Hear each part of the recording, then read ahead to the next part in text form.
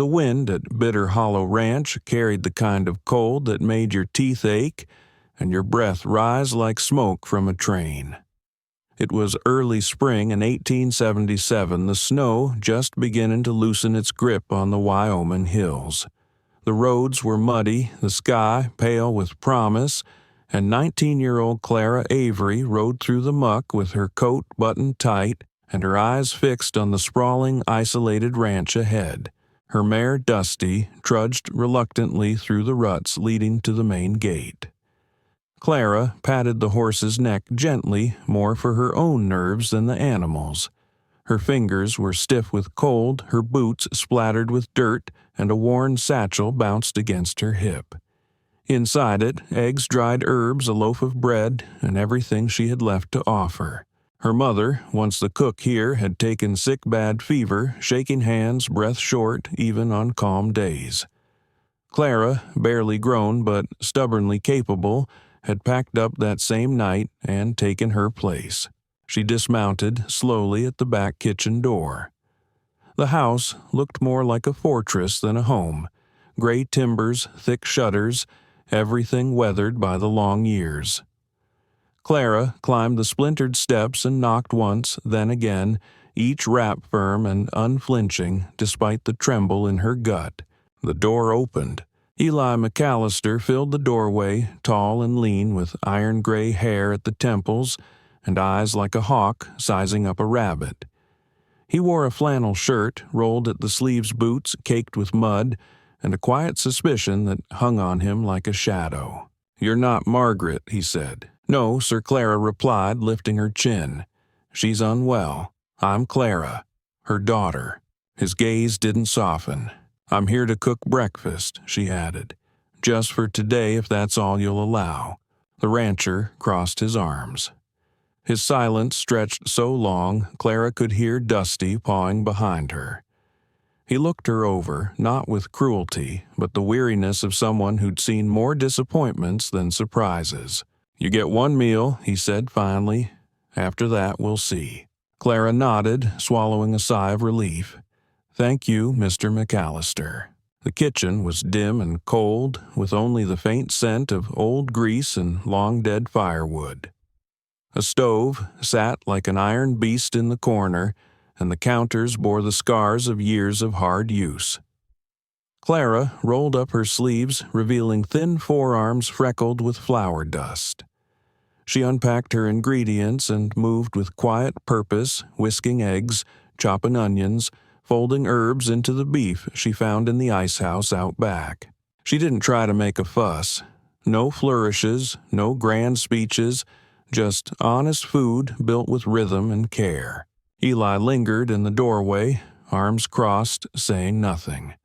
But Clara caught his reflection in the kettle lid, how his brow relaxed when the aroma of the stew began to rise, how his fingers tapped once against the doorframe as she slid biscuits into the oven. She set the food out on the long table. Stew eggs, toast with wild onion and thyme. She didn't ask him to try it. She didn't have to. He stepped forward, picked up a spoon, and tasted it. For one moment, nothing moved. Then his jaw worked slowly, and something unreadable passed through his eyes. He didn't speak, just placed a small pitcher of milk on the table next to her. No thanks, no explanation, just the milk. The ranch hands came in next. Rough men in dusty jackets and worn hats. They eyed her like she might burn the eggs or drop a plate, but they sat tasted and didn't speak much either. Just murmurs, not bad good spice, tastes like home. Clara moved among them like a shadow, collecting plates, wiping crumbs into her apron, washing quietly in the corner sink. Her back was sore, her fingers raw, but her chest held something small and warm the kitchen had stayed standing. When Eli passed by again, he paused at the threshold. "That was good," he said. Clara looked up from the soapy water. "Thank you, sir." He nodded once, then stepped out into the cold morning without another word. The door clicked shut behind him, and Clara stood motionless for a breath, the dish towel gripped tightly in her hand. It wasn't much, but it was a start. The next morning, the sun peeked over the hills in pale streaks of gold, barely touching the frost still clinging to the wooden fence rails. Inside the kitchen, Clara stood at the counter before Dawn, sleeves-rolled apron, tied already cracking eggs into a bowl. She moved with the quiet rhythm of someone who knew how to stretch time, her hands fast, steady, purposeful. Outside, horses snorted in the cold. Inside, the stove glowed faintly, just beginning to give off its steady heat. Eli McAllister hadn't said whether she'd be allowed to cook again, but he also hadn't said she couldn't. And Clara knew enough about men like Eli to understand that silence sometimes meant yes, if you dared to believe it. She laid out a simple breakfast, golden cornbread muffins, crisp strips of bacon fried to a perfect curl, and scrambled eggs with chopped wild chives she'd foraged behind the barn. The smell filled the room with warmth, and something else, an old memory neither she nor Eli could name. By the time the ranch hands arrived, Clara had already scrubbed the floors, dried the plates, and rearranged the pantry shelves. They came in, grumbling about the cold and smelling of horse sweat and leather, but as soon as the food hit the table, their grumbling stopped. One of the older men, Buck, carved open a muffin with his knife and grunted. "Looks dry," he muttered. He took a bite anyway and chewed in silence for a moment. Then, with raised brows and a slow nod, he swallowed. "Not bad at all. Eggs got flavor." Another chimed in, licking his fork. "You use them weeds from the garden." Clara, standing by the stove, gave a small nod. "Chives. They come in early if you know where to look." Murmurs of approval trickled around the table. No laughter yet, but no complaints either. She cleared the empty plates without needing to be asked, dried them on a rag that smelled faintly of her mother's lavender soap, set each back where it belonged with a kind of reverence, not because she loved the work, but because it mattered that it was done right. Eli entered just as she was folding a dish towel. He hadn't touched the food yet. He rarely ate with the ranch hands. His seat at the head of the table usually stayed empty. But this time he paused. He didn't sit, just stood and looked at the crumbs and the clean plates, at Clara's calm face and the warm kitchen. He gave one sharp nod, then turned and walked out the door again. Clara blinked her hands still for a moment over the sink. She had expected maybe a word, maybe thank you. But men like Eli didn't say things plainly, not when grief sat heavy in their bones. Still, she felt the shift, like something invisible had creaked into place between them. Later that day, as the ranch hands headed to the stables and the kitchen settled into its quiet again, Clara noticed something resting on the back steps, a bottle of fresh milk. Dew clung to the glass, catching the light like tiny pearls. No note, no fanfare. She picked it up carefully. Still cool from the morning air. It was from the ranch's own cows, she could tell from the weight and the scent. She turned the bottle slowly in her hands and whispered, "Thank you, sir." No one heard her, but the words still mattered. That afternoon, she made a hearty lunch. Seasoned beef stew simmered until the meat fell apart on the spoon-baked beans flavored with smoked salt and sweet molasses and thick wedges of crusty bread. The ranch hands returned from chores with their hats low and their backs sore, but the scent of the food seemed to straighten their shoulders. They ate with quiet focus, lifting bowls and tearing bread with grateful hands. One man chuckled low under his breath. "Feels like somebody cares whether we die out here or not." Clara didn't answer, just refilled the pitchers and wiped the counter clean. By dusk, she was baking again. This time, pumpkin pie spiced with cinnamon and ginger, the filling smooth from squash she'd brought from home. The sweetness wrapped around the kitchen like a soft shawl. When the pie came out of the oven, The golden crust cracked just a little around the edges, perfect and real. Eli appeared again, same as always, silent in the doorway. Clara froze for a moment, unsure if he would leave again without saying anything, but he spoke, just 4 words. That was fine cooking. She met his gaze. Not bold, but not timid either. "Thank you," she replied softly. He nodded once and left footsteps slow and deliberate. Clara stared at the closed door long after it shut. In that space between compliments and commands, she'd found something unspoken respect, maybe even the beginning of trust. Before the rooster crowed, Clara was already up, hands numb from cold, as she stitched the torn corner of the kitchen curtain. Pale dawn filtered through the patched fabric as she tied off the final knot. The curtain fluttered with the morning breeze, the repair small but neat, just enough to stop the draft from crawling in. Outside, snow still clung to the edges of the ranch yard. Clara bundled herself in her mother's old shawl and crossed the yard to the troughs where the horses stood huffing steamy clouds into the cold air. Grabbing the barn fork, she swept the remaining slush off the stone path and broke the thin sheet of ice on the water. Her breath came in visible puffs as she worked. From the barn door, Eli watched. He didn't announce himself, just stepped forward, placed a hand on the end of the fork after she leaned it against the fence, then turned and walked away without a word. But Clara noticed he didn't just see the work. He respected it. Back in the kitchen, she prepared blueberry pie. She mixed wild berries she had picked by the stream the previous week with sugar flour, a pinch of salt, and the fresh milk Eli had left. As the oven warmed, the scent of berries and cinnamon filled the room. She cleaned the counters in quiet circles, waiting for the crust to brown. At precisely 7:15, the ranch hands shuffled in, drawn by the aroma. Their boots scuffed the floorboards and their voices were low with surprise. One of them chuckled as Clara set out warm slices of pie and steaming mugs of coffee. "Girl's got a sixth sense," someone muttered between bites. Cole lingered in the doorway again, leaning into the frame, more relaxed this time, less guarded. He didn't speak, but his gaze followed Clara as she moved between the counter and the table.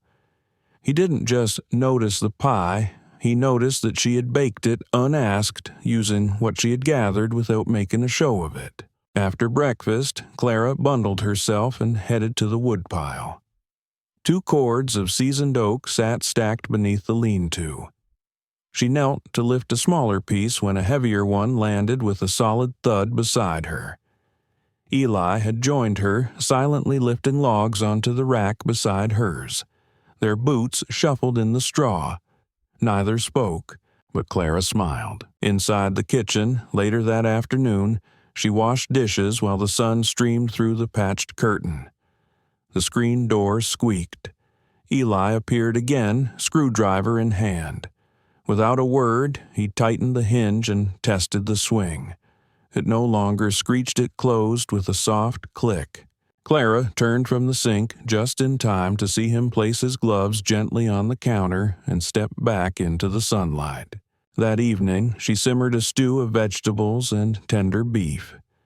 The scent of rosemary and thyme hung heavy in the air. She added a few spoonfuls of berry compote onto freshly sliced bread, garnishing the open-faced toasts with mint from a small pot she'd placed on the windowsill. It was humble, but it felt like a feast. She was slicing the last loaf when the knife slipped. "Ah!" She hissed more in surprise than pain. A thin red line appeared on her palm. She dropped the bread, pressing the cut to her chest instinctively. Blood welled. Her legs stiffened. Eli appeared almost instantly. He didn't ask what happened. Just crossed the kitchen, took her wrist in his rough hand and guided it gently under cool water. She barely breathed. His grip was firm, steady, his eyes focused as he held a clean cloth over the wound. "It's not deep," he said after a beat, his voice low and steady. He pressed fresh linen around her hand, fingers moving with care, knotting it snug. Their eyes met. Neither blinked. "Thank you," Clara whispered. He placed a finger under her wrist briefly, checking her pulse more out of concern than necessity. "You'll eat with them tonight," he said. "I'll finish the stew." Clara swallowed hard. "Yes, sir." When supper was ready, Eli brought bowls to the table himself. Clara, hands still bandaged, sat beside the ranch hands for the first time. They passed her bread and smiled a few nods of approval as she lifted her spoon. Eli placed a bowl in front of her, then took the seat across the table, close enough to reach if she dropped her spoon. When she reached for her empty dish after dinner, he caught it first and carried it to the sink. He filled it with water and washed it gently, his movements slow and deliberate. Their hands brushed as the bowl changed hands. She inhaled sharply. He paused, looked into her eyes, and nodded. Just once. Later, as she dried her hands, he refilled the milk pitcher and set it beside her elbow. Another small act. Another message in silence. Clara felt something blooming. Not in words or gestures grand enough to name, but in each quiet kindness passed between them. Each time their hands touched over a plate or a pan or a pitcher of milk, something grew. No promises, just presence. That night, Clara lay awake in the small upstairs room above the kitchen, the cut on her hand throbbing softly beneath the bandage Eli had tied. She stared at the ceiling, tracing the flicker of lamplight that danced from the hearth below. The house, once so silent and cold, now pulsed gently with something warmer. Not a fire exactly, but the beginning of one. She rose early as always and went about her morning routine. But her movements were slower now, cautious with the injured hand. She boiled water, folded dish towels, and rolled out dough one-handed for the day's bread. Every so often she caught herself glancing toward the doorway. Eli didn't come right away. He was out in the yard, stacking the last of the firewood she'd gathered the previous week. When he did finally step inside, it was just as she was brushing the tops of the rolls with melted butter. He said nothing, just placed his gloves on the table, wiped his boots on the mat, and stood watching her. The silence was different now. Not tense or expectant, but companionable, like two people used to sharing the same rhythm without having to narrate it. At lunch, she set out roasted squash and wild greens, everything cooked with one good hand and a lot of determination. The ranch hands, increasingly comfortable, took their seats like clockwork. She noticed how they waited now, not in skepticism, but in quiet anticipation. Eli took his usual place in the doorway, but did something unexpected. He stepped forward and lifted the lid on the stew pot, stirring it once gently. Then he replaced the lid and looked over at her. "You sit," he said, nodding toward the table. "I'll serve." She blinked. "Sir, you heard me." Clara obeyed, slipping into the seat nearest the stove as Eli ladled out portions.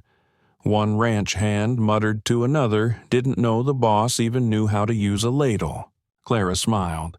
After the meal, she helped gather plates again. Her movements were automatic until the screen door creaked and Eli appeared behind her with a fresh cloth and a tin of salve. "Sit," he said again, quieter this time. She sat on a stool by the window as he gently unwrapped the old bandage and inspected the cut. His fingers were calloused but careful. He dabbed the salve with the precision of someone who knew what it meant to fix what could be saved. "It's healing clean," he murmured, "but you should rest it." "I can still work," she said, not defiant, just honest. "I know," he replied, "but you don't have to carry everything." His words hung in the air like a fresh pie cooling on the sill, simple, nourishing, unexpected. He rewrapped her hand in clean linen, then brushed a stray hair from her face. Clara didn't breathe. His touch was barely there, but it warmed her skin in a way the fire never could. "I won't break," she whispered. I know that too. That evening, the kitchen felt different. She made gingerbread using molasses from the cellar and added a sprinkle of nutmeg. The scent made the walls feel closer, more like home. As she stood near the sink drying mugs, Eli reached around her and opened the cupboard. Their shoulders brushed. Neither moved away. I patched the porch, he said. She glanced at him, the porch. Loose board on the step. You nearly tripped on it yesterday. She hadn't noticed, but he had. Thank you, she said quietly. You patch curtains, he said. I patch porches. Fair trade. Clara looked down at her hands, the injured one resting lightly on the edge of the counter. I've never had someone patch things for me before. You do enough patching for others. He picked up the kettle and refilled her mug. Steam rose between them. Their hands met again over the handle. The air shifted. Clara stepped back, slowly retreating to her cot upstairs later than usual. She lay under the quilt fingers, tracing the bandage, her thoughts racing with quiet revelations. That night, her dreams were filled with warmth. Not from the hearth, but from a man who noticed patchwork curtains and half-healed hands, and who offered help not out of pity, but because he finally cared. And in her heart, Clara began to wonder if the place she'd come to serve was also becoming a place she might belong. The wind that rolled through Bitter Hollow Ranch the following morning carried the scent of thawing ground and sap, the first breath of early spring, whispering at the window panes. Clara stood by the stove, stirring a pot of beans when she noticed the letter in her apron pocket. She had tucked it there earlier, unopened, reluctant. Now, with a shaky breath, she unfolded it. The handwriting was her mother's, wobbly but unmistakable. The final lines made her stomach sink. My fever's back, sweetheart. I need you home soon. I've held out for as long as I can. Clara stood motionless for a long time, her eyes brimming. The stew simmered quietly beside her, but the warmth no longer reached her chest. Everything in the kitchen, the patched curtain, the milk jug, the stack of clean plates, suddenly felt borrowed. Temporary. Eli entered through the back door as she ladled broth into a small bowl for him. She didn't look at him at first. Mother is worse, she said softly, setting the bowl on the table. He paused. After this week, he asked, his voice steady, but edged with something concerned perhaps, or something closer to fear. She nodded, lips pressed together. I have to go home. She can't manage the house alone, and she sure as anything can't cook for the ranch. Eli didn't answer. He sat at the table, lifted the bowl, and ate slowly. She couldn't tell whether it was the food or her words he was trying to swallow. A few minutes later, the foreman came in. Eli gave him a curt nod. Clara moved to the sink, washing dishes with robotic care. She didn't cry, not yet, but everything inside her felt heavy, like her boots were filled with gravel. That night, over dinner, the ranch hands sat quieter than usual. They passed around their bowls and slices of skillet cornbread with more care than usual. No teasing, no laughter. Word had spread the girl was leaving. Even the fire flickered lower than normal. Clara cleared the last plate and tucked the letter back into her apron, then steadied her hands under the rim of the wash tub. She focused on the swirl of suds, the scrape of porcelain. Anything but the way Eli stood quietly behind her, saying nothing. I'll leave Friday at dawn, she said, her voice cracking. Eli didn't flinch, just stared at the floor. There are people who pass through, he said finally, his tone flat. They warm a place for a while, then move on. I'm used to that. He turned and walked out into the night. The door creaked closed behind him. Clara kept scrubbing, not even blinking, as the warmth behind her eyes finally spilled. She didn't sob. Just let the tears fall, quietly mixing with dishwater, as if they belonged there. That night, sleep evaded her. She lay on the cot upstairs, eyes fixed on the ceiling. Every creak of the floorboards below sounded like a goodbye. She wrapped herself tighter in the quilt, but it didn't help. All she could hear was Eli's voice, hollow and resigned. "I'm used to that." The next morning, before the ranch was fully awake, Clara went out to sweep the porch. The saddlebags she'd packed sat by the door, silent witnesses to her departure. She carried wood to the kitchen, stoked the fire like she always did, and began breakfast with a heart full of quiet dread. But something made her stop in the doorway.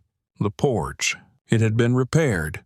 Where there had been splintered boards and a slight sag now stood a clean level step, the wood freshly nailed and sealed against the weather. Not a gap, not a crack in sight. She knelt to run her hand over the smooth grain. He'd done it, and not in the daylight. He'd worked overnight while she cried and packed and pretended she wasn't falling apart. When Eli appeared just before noon, his face was flushed from the barn. His jacket was dusted with straw, his boots worn at the heel. He stood in the doorway, silent again. "I worked last night," he said finally. "Before midnight." Clara turned from the stove slowly. "What?" "The porch," he said. "And the roof. It leaked last storm. I didn't want you to leave in the rain." Her breath caught. "You did that for me." He nodded slowly. "For what you planted here." For a long moment they said nothing. Clara stepped closer, one hand still bandaged from the cut. She placed it gently over his. "Thank you," she whispered. His fingers twitched beneath hers. "Stay as long as you can." She looked down, eyes misting. "But my mother." He nodded again. "Family is family, but you don't have to go hungry to take care of her." Outside, the wind rattled the shutters, but inside it was still warm even. They stood hand in hand in the center of the kitchen. It wasn't a farewell, not yet, but it wasn't a promise either. It was something in between. A hope held quietly like bread rising in the dark. Eli McAllister sat alone at the long wooden table the morning after Clara's departure. Pale sunlight spilled through the windows, painting weak gold over a plate of ham and over-baked biscuits. He chewed without taste in the silence of the kitchen, now deeper, hollower. No simmering stew on the stove. No rustle of fabric or light humming.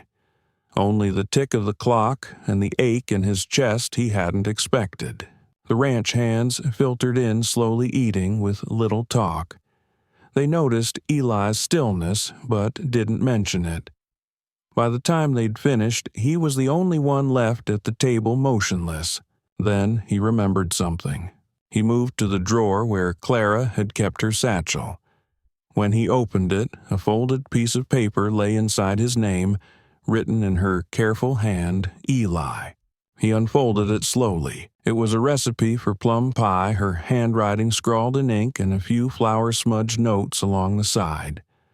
At the bottom, in slanted cursive, she'd written, "Thank you for letting me care for your kitchen, and maybe just a little for your heart." He pressed his thumb to the words, trying to still the tremor in his hand. That evening, with sleeves rolled and fire stoked, Eli baked the pie himself. He followed her notes, exactly rereading each line like a prayer. When the crust finally browned and the sweet scent filled the air, he placed one generous slice on a tin plate and took a bite. It tasted like her, honest, tender, filled with care. That night, he couldn't sleep. And so, the next morning, he saddled his horse, tied the cooled pie dish in cloth, and rode down to the nearby town where Clara had grown up. He'd heard whispers a new bakery had opened on the corner of Main Street, a place called Avery's Table. He found it easily. A freshly painted sign hung above the door with a carved golden wheat stalk in the center. He paused at the step, adjusted his collar, and walked inside. The bell over the door jingled. Clara stood behind the counter, flour on her cheek, her sleeves rolled. Her mother sat on the porch swing outside, humming gently. When Clara saw him, the air between them stilled. "Afternoon, ma'am," Eli said softly, placing the pie dish on the counter like it was something sacred. "Your plum pie," he added. "It was the first warmth my kitchen's known in weeks. I thought your mama might like some." Clara's mother turned eyes wide with recognition. She stood and embraced Eli warmly. "Thank you, Mr. McAllister," she said with sincerity. "You're always welcome here." Clara approached unsure. "You didn't have to come all this way." "I did," he said. "I brought more than the pie." He took a breath. "I don't know if your kitchen has room for an old rancher, but I'm tired of cold stoves and empty hearths. And if there's space, I've already brought wood." Clara didn't answer right away. She just reached forward and laid her hand on the pie, then brushed his fingers gently with hers. "There's always room," she said, voice catching, "for the wood and for you." Eli's shoulders dropped in relief. A genuine smile broke across his face for the first time in weeks. They sat and shared coffee, cornbread, and conversation. The warmth that filled Avery's table wasn't just from the stove. It was from hands joined across the counter, from words unspoken, but understood, and from a pie recipe that had traveled between two hearts. Weeks passed. The bakery flourished. Clara's cooking, once quiet, now rang out in laughter and chatter from every corner of the shop.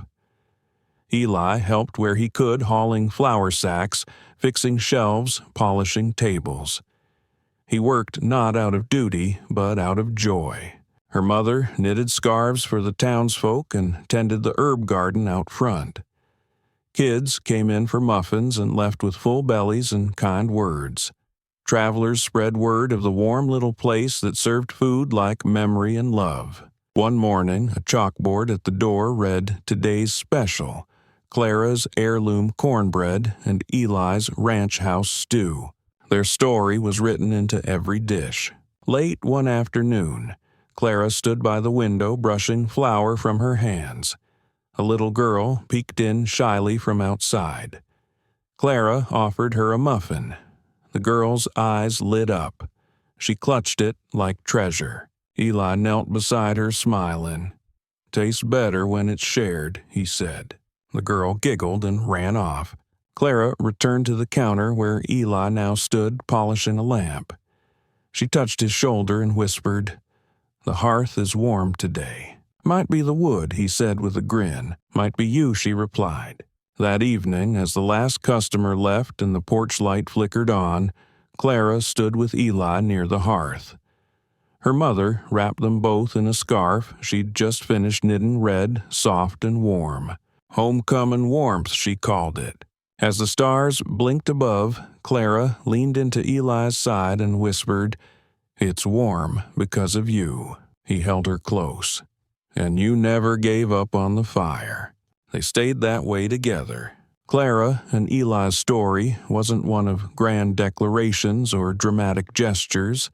It wasn't forged in storms or stamped with wild passion.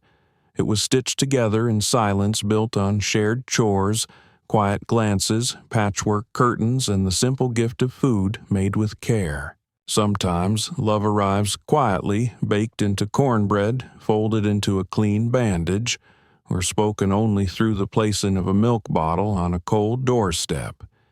It doesn't always shout. It simmers.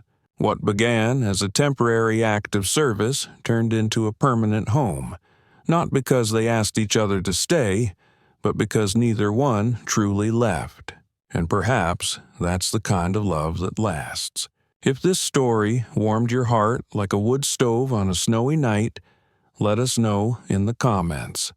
What's the quietest way someone ever showed you they cared? And if you want more stories like this about resilience, kindness, and love that blooms in unexpected places, don't forget to subscribe to Whispers of the Wild West and ring that bell. We've always got a seat saved for you by the fire.